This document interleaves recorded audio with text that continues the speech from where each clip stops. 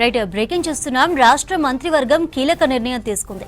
ORR పరిధిలోని 27 మున్సిపాలిటీలు జీహెచ్ఎంసీలో విలీనానికి ఆమోదం తెలిపింది. కేబినెట్ నిర్ణయంతో ఓఆర్ఆర్ పరిధిలోని 20 మున్సిపాలిటీలు 7 కార్పొరేషన్ల జీహెచ్ఎంసీలో విలీనానికి రూట్ క్లియర్ అయింది. విలీన సాధ్యాసాధ్యాలపై అధ్యయనానికి జీహెచ్ఎంసీ కౌన్సిల్ కి పంపింది సర్కార్. రాష్ట్ర మంత్రివర్గం కీలక నిర్ణయం తీసుకుంది. ఓఆర్ఆర్ పరిధిలోని 27 మున్సిపాలిటీలు జీహెచ్ఎంసీలో విలీనానికి ఆమోదం తెలిపింది. కేబినెట్ నిర్ణయంతో ఓఆర్ఆర్ పరిధిలోని 20 మున్సిపాలిటీలు 7 కార్పొరేషన్లు జీహెచ్ఎంసీలో విలీనానికి రూట్ క్లియర్ అయింది. విలీన సాధ్యాసాధ్యాలపై అధ్యయనానికి జీహెచ్ఎంసీ కౌన్సిల్ కి పంపింది సర్కార్. డీటెయిల్స్ అందించడానికి సదానందం లైవ్ లో ఉన్నారు. సదా, జీహెచ్ఎంసీలో 27 మున్సిపాలిటీల విలీన నిర్ణయానికి సంబంధించిన అప్డేట్స్ ఏంటి?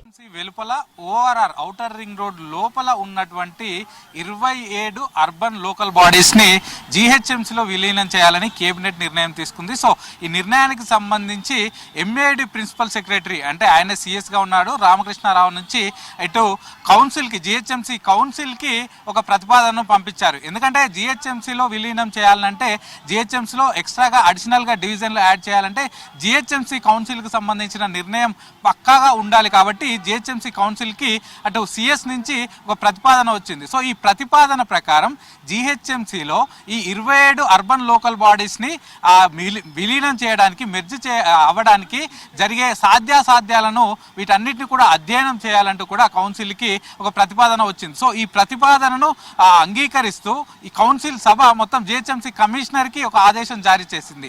సో ఈ 27 అర్బన్ లోకల్ బాడీస్ జీహెచ్ఎంసీలో మెర్జ్ అయితే ఎలా ఉంటుంది ఏంటి అనేది పూర్తిగా అధ్యయనం చేసి రిమార్క్స్ను కూడా ఇవ్వాలి. ఆ వచ్చిన రిమార్క్స్ని ఎంఏడికి పంపించాలంటూ కూడా జీహెచ్ఎంసీ కౌన్సిల్ ఒక తీర్మానం చేసింది. ఈ కౌన్సిల్ తీర్మానం ప్రకారం జీహెచ్ఎంసీ కమిషనర్ ఆధ్వర్యంలో 27 లోకల్ బాడీస్ని అర్బన్ లోకల్ బాడీస్ని ఆ జీహెచ్ఎంసీలో కలిపితే ఎలా ఉంటుంది ఏంటి అనే దానిపైన పూర్తిగా రీసెర్చ్ చేసిన తర్వాత ఒక రిపోర్ట్ తయారు చేసి ఆ రిపోర్ట్ను సిఎస్కి సమర్పించనున్నారు జీహెచ్ఎంసీ కమిషనర్. సో యాక్చువల్గా చూసుకున్నట్లయితే జీహెచ్ఎంసీ గతంలో కూడా 2009కి ముందు అంతకుముందు ఎంసీహెచ్ ఉన్నప్పుడు ఆ తర్వాత కూడా 2009 వరకు 100 డివిజన్లు మాత్రమే ఉండేది. ఆ తర్వాత 2009లో 150 డివిజన్లుగా మారింది. సో హైదరాబాదు పెరుగుతున్న కొద్దీ సో అదంతా కూడా మారుతూ వస్తుంది, సిటీ విస్తరిస్తుంది. దీంతో 2009లో 100 ఉన్న డివిజన్లను 150కి విస్తరించారు. సో ఇప్పుడు కూడా సిటీ బాగా వ్యాస్ట్గా విస్తరిస్తుంది. ఓఆర్ఆర్ వరకు నగరం విస్తరిస్తుంది, డెవలప్మెంట్ కూడా బాగా అవుతుంది. కానీ జీహెచ్ఎంసీ వెలుపల ఉన్నటువంటి మున్సిపాలిటీల్లో అంతగా డెవలప్మెంట్ అవ్వట్లేదు.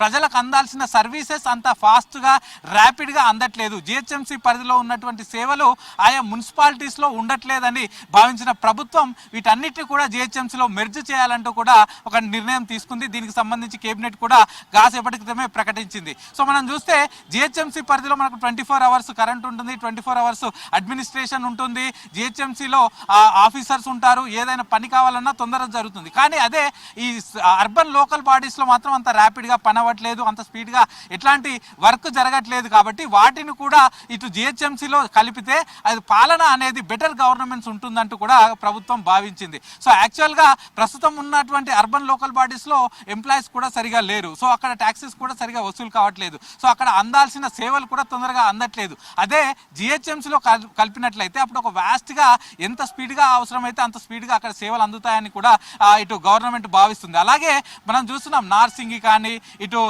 మణికొండ కానీ, శంషాబాద్ కానీ, ఇటు బోడుప్పల్, ఫీర్జాది కూడా, మేడ్చల్ ఇవన్నీ కూడా సిటీకి ఆనుకునే ఉంటాయి. సో సిటీలో కంటే ఎక్కువ బయట అక్కడ ఉన్నటువంటి ల్యాండ్స్ కానీ, అపార్ట్మెంట్స్ కానీ, అక్కడ ఉన్న కమర్షియల్ స్పేసెస్ కానీ భారీగా డిమాండ్ పెరిగింది. మనం ఇటు వెస్ట్ సైడ్ వెళ్తే ఇటు నార్సింగ్ సైడ్ కానీ, కోకాపేట్ సైడ్ కానీ భారీగా ఇక్కడ ఉన్నటువంటి వాటికంటే అక్కడ ఎక్కువగా ల్యాండ్ రేట్స్ ఉన్నాయి, హౌస్ రెంట్స్ ఉన్నాయి. అట్లా ఎక్కువగా రెసిడెన్షియల్ ప్రాజెక్ట్స్ పెరుగుతున్నాయి, కమర్షియల్ ప్రాజెక్ట్స్ పెరుగుతున్నాయి. కాబట్టి సో వాటికి కూడా సర్వీసెస్, పబ్లిక్ సర్వీసెస్ ఫాస్ట్గా అందాలంటే వాటన్నిటిని కూడా జీహెచ్ఎంసీలో మెర్జ్ చేయాల్సిందే అన్నట్టు కూడా గవర్నమెంట్ డిసిషన్ తీసుకుంది.